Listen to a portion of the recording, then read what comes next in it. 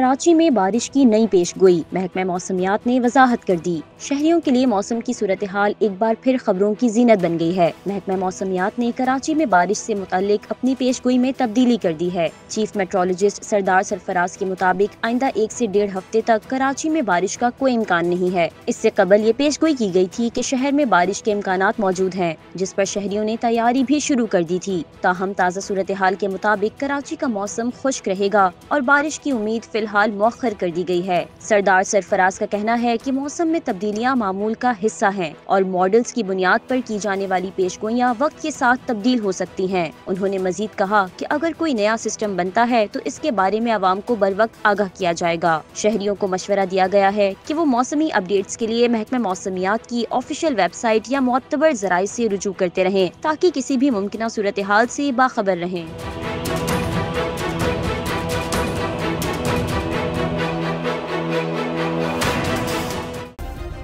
Subscribe करें और bell दबाएं ताकि कोई खबर रह न जाए।